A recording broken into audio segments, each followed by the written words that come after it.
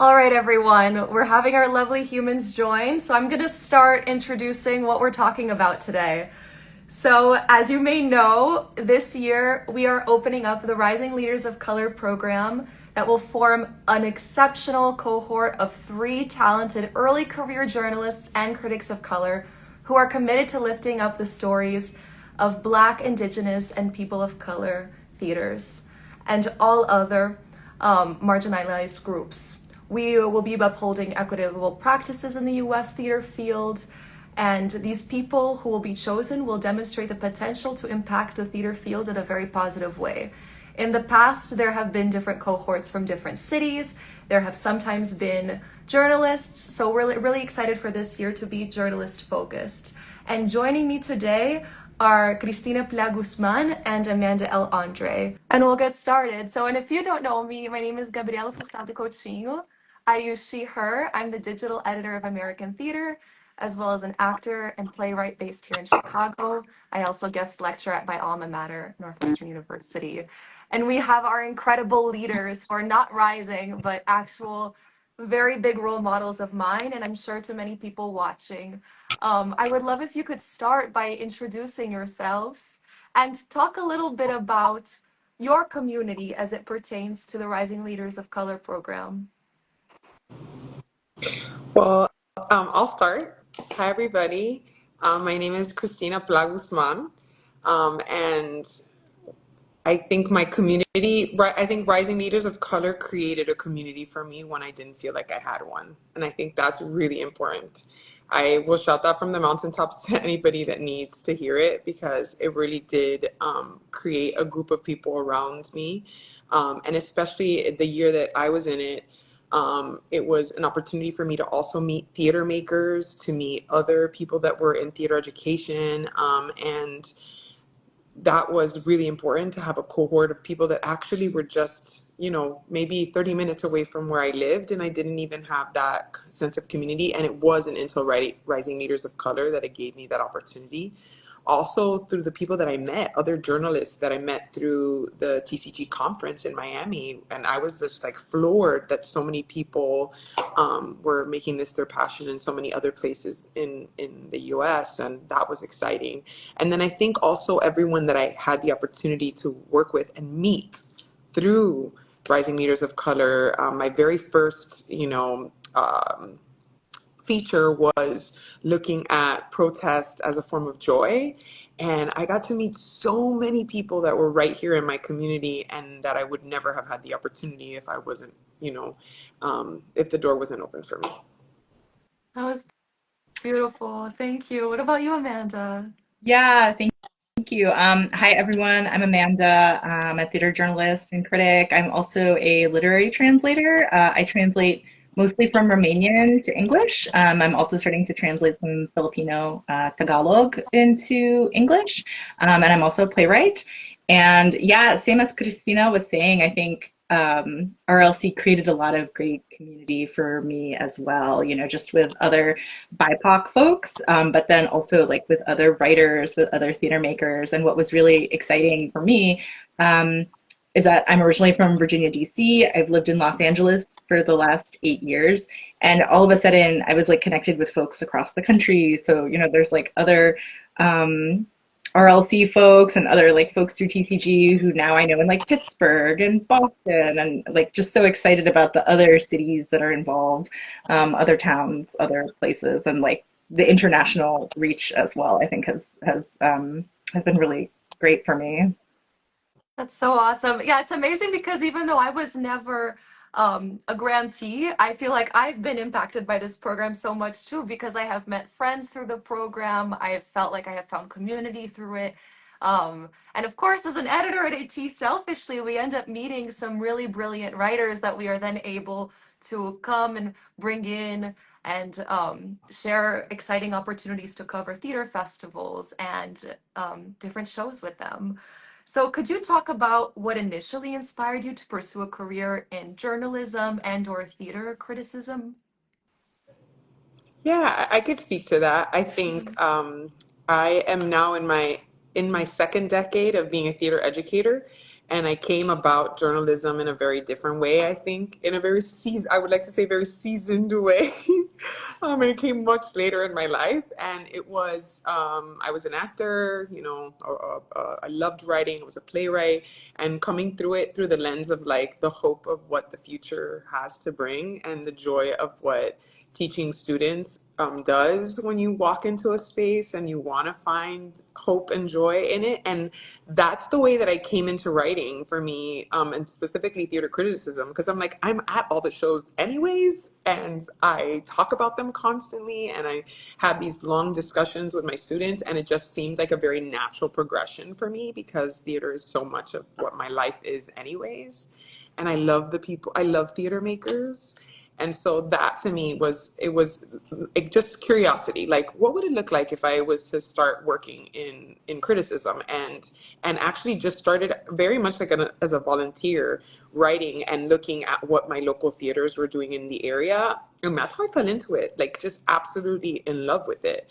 And I found out about the Rising Leaders of Color program through one of the local theaters in my area that actually like lifted my name up, and said, "Hey, I think you should do this."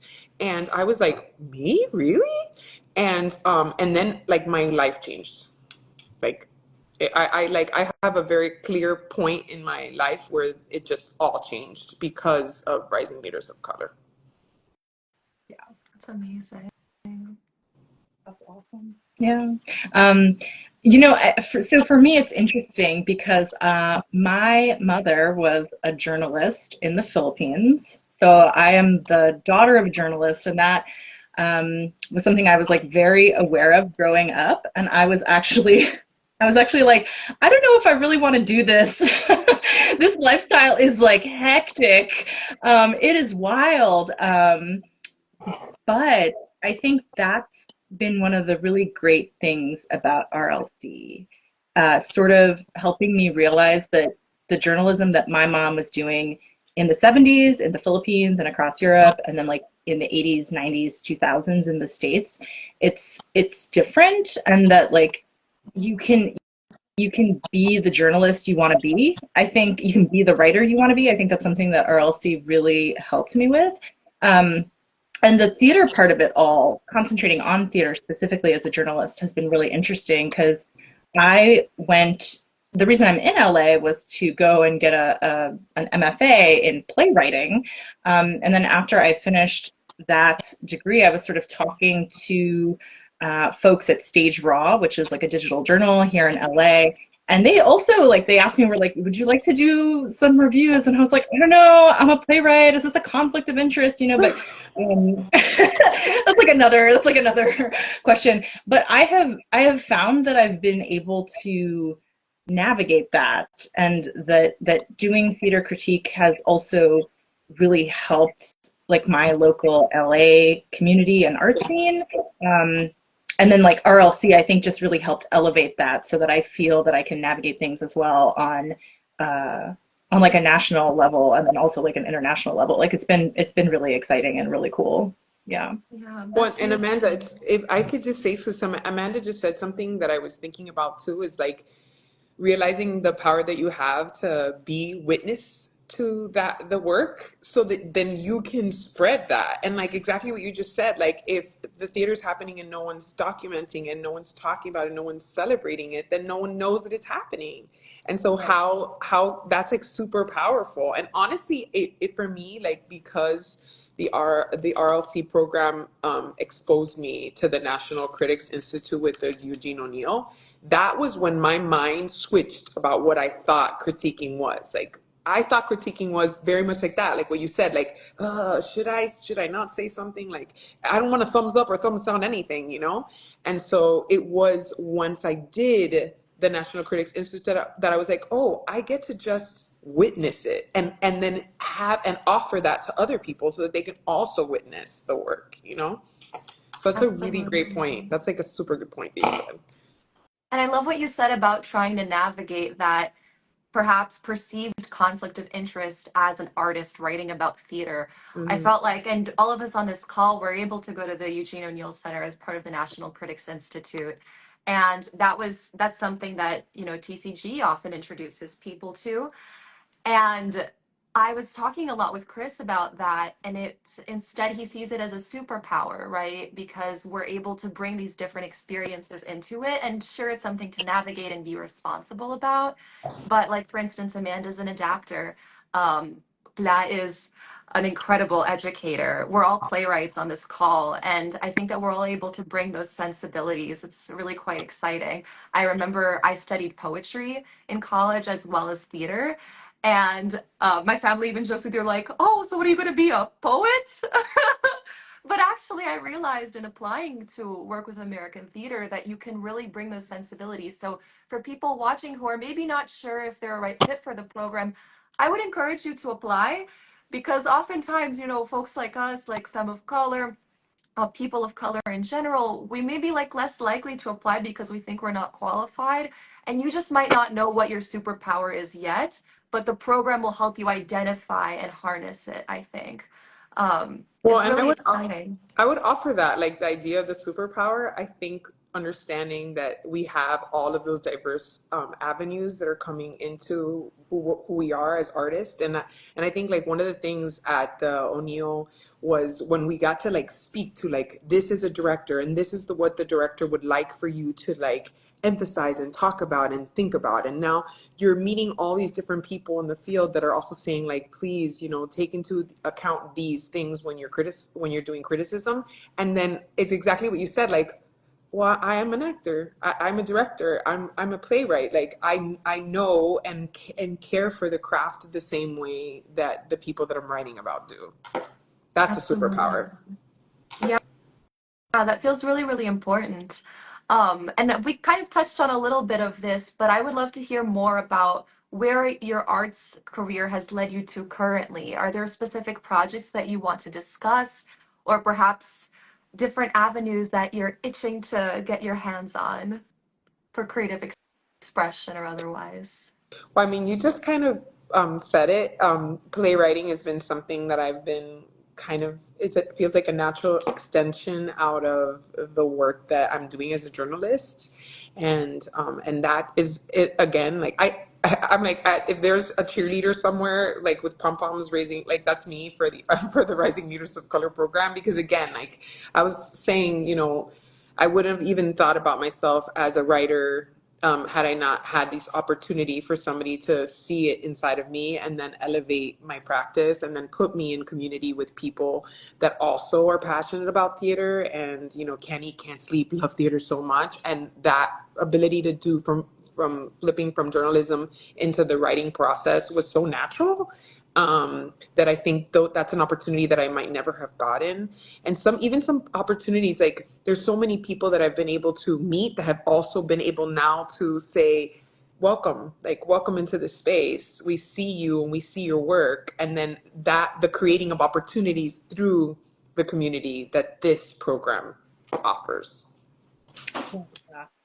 And I think for me, I don't know, I keep coming back to like the idea of craft and how the program helped me expand and get more comfortable in writing prose, you know, because like with the playwriting, it's just like a lot of dialogue back and forth. And like with translating too, that's sort of like a different skill set. So like the program became a way for me to get some, like, it's both real world experience and it's sort of like an incubator, you know, like there's a lot of like guardrails. I don't think I was like left on my own to sort of like figure out an article or, you know, something like that.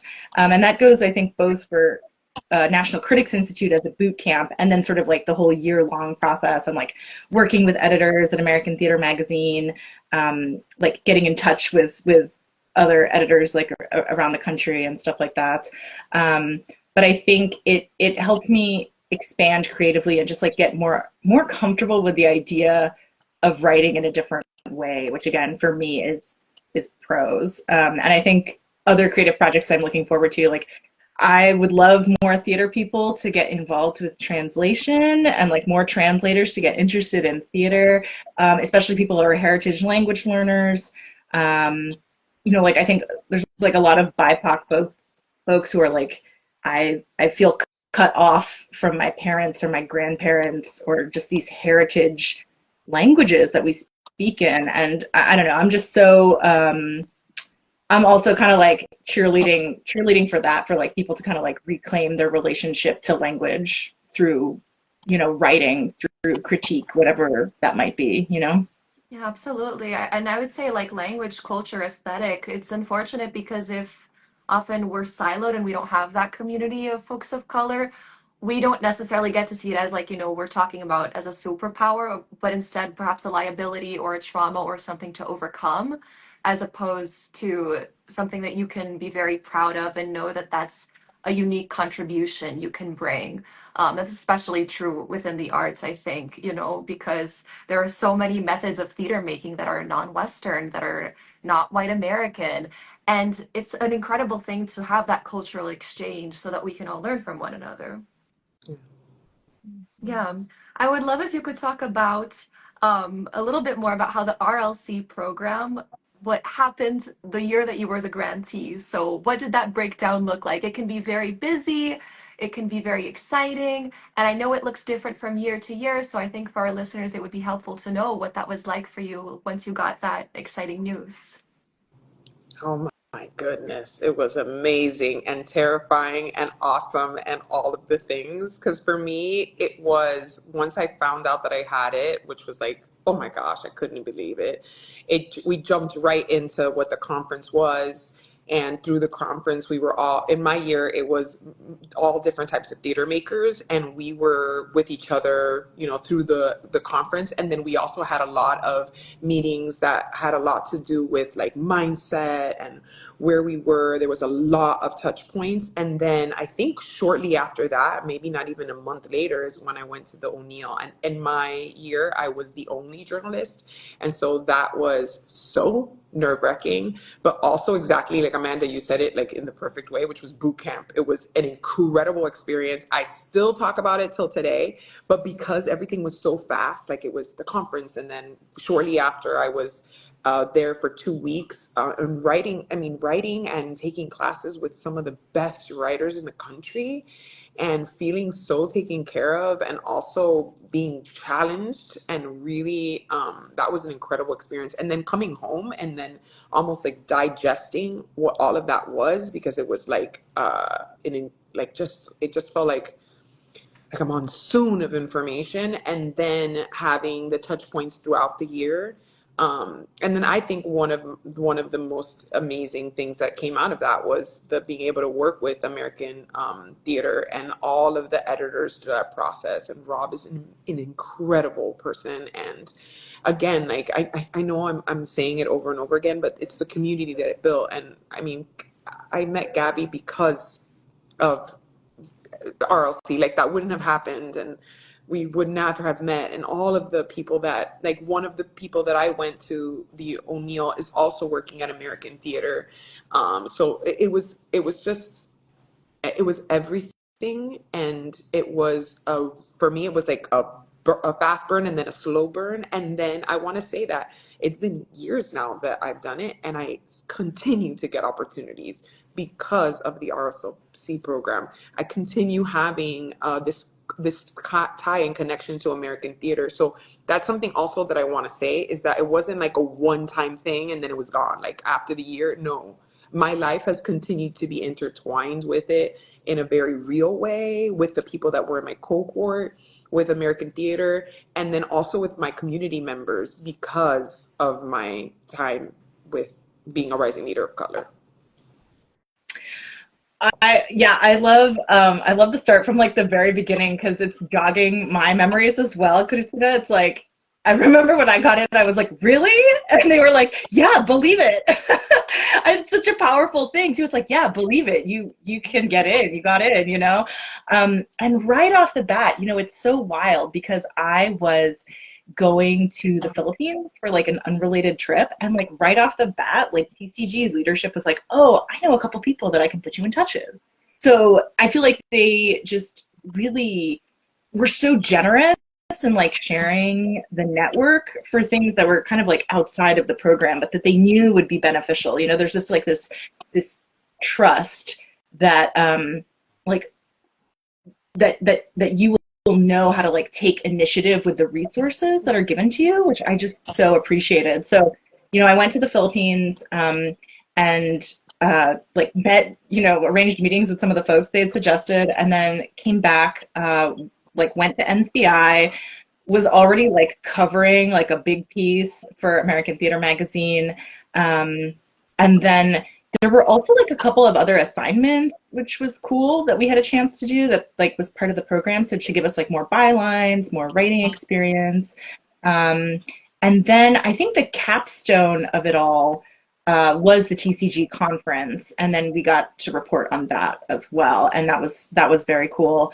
And before I forget to, I should also say like the WhatsApp group, between like you and your cohort, because that was like one of the things that also formed early on, and that is like still kind of active. Like we ask each other, are you going to this? Have you seen this? I'm gonna, because my year also there's Africa Sela, and they are in Boston, and Lali Pizarro is in New York. So like we've had a chance to see each other as well. So that's also been great, because I think this year is also like three journalists. Unlike Christina's year, where you're the only one. So there will be three of you going to NCI. Yeah, that'll be such an awesome experience, going as a cohort and Can we covering find a way to everything. go back again? Maybe we all get invited after. Oh my God. I would do it again. I would do it again. Yeah. Get some of the lobster rolls. Yes. Yes. Do you have a specific scene that you want to share from your time as an RLC human or from the years after, that you felt you were impacted by it? Like if there's a specific memory you go back to, like, I don't know, for instance, for me with American theater, I think a lot about the conference and Amanda when we like grabbed a drink with JR after, and we were just like gossiping and talking about our hopes and dreams for the future of theater. And I think about special moments like that. Do you have something like that where you're like, oh wow, this was a really sweet memory. I'm glad I have this community. For me, I'll tell you, I don't think I've ever told her this, but for me, it was meeting Kalandra Smith. I met her through the TCG conference, and it was one of the breakfasts that was open for BIPOC people to come in and just chat and just talk and just have fun. And I pulled up a chair. Who did I know that it was this amazing human being that I pulled up a chair next to? And she really just like opened her arms towards me because I had so many opportunities through her, and started the membership with the American Critics, and then also have had so many opportunities with her through American Theater. But again, like it's like I go back to this sense of like being around people that also see you, and like the importance of being seen and welcomed into spaces where you feel you could fully be yourself. And so for me, just her warmth at that time, when I was really scared, when I was in that conference and I really was letting like all of the negative, like I don't belong here, I shouldn't be here, like what am I doing? To have somebody like that just open their heart to me and then like speak my name in other spaces was probably my favorite memory. Beautiful. I love that. I love that. Yeah, I'm thinking about my like recent trip to New York in December.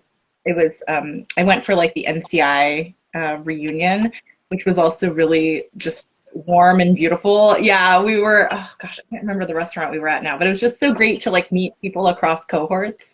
And it was December in New York, so all the Christmas lights were up, which we is different from LA with our palm trees. Um, and I also, so like there's kind of that memory is also wrapped up in having just like a nice like merienda with Emilia Cachapero, also in New York, and it was that kind of like deep one-on-one mentorship that I was like, I'm a grantee, and I'm also just this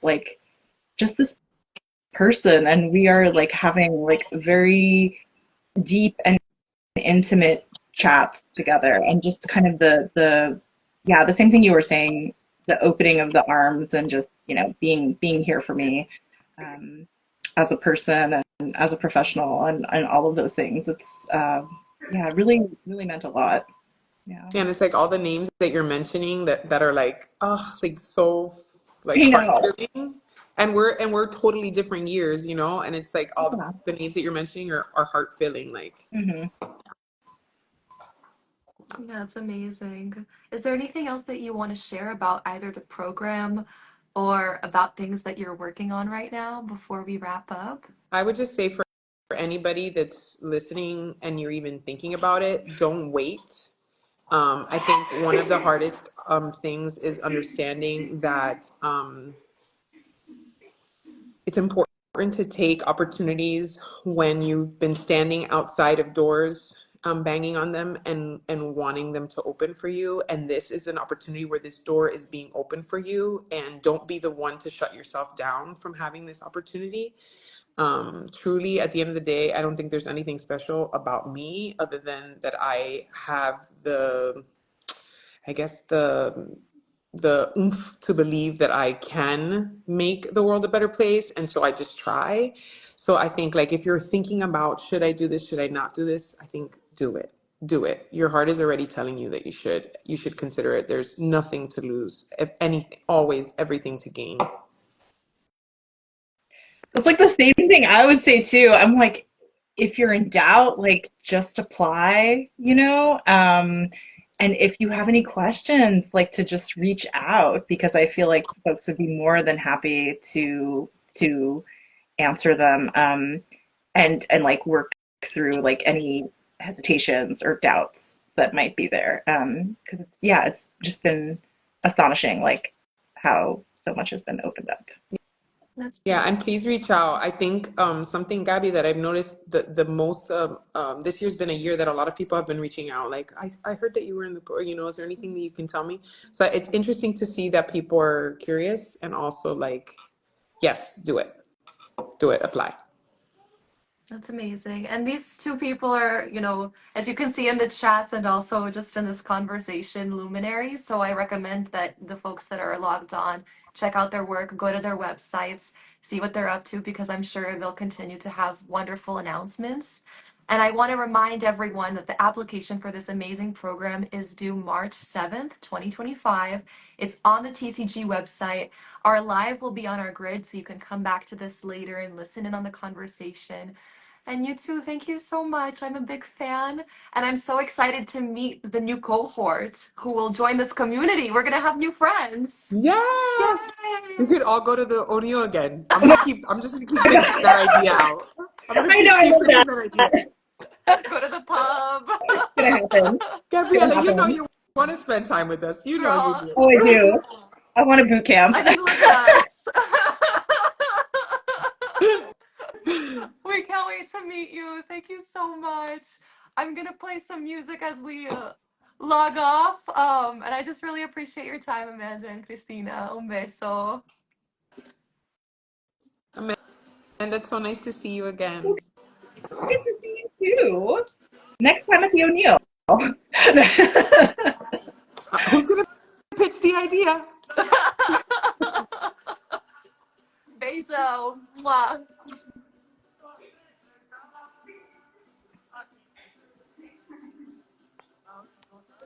Now I figure out how internet works.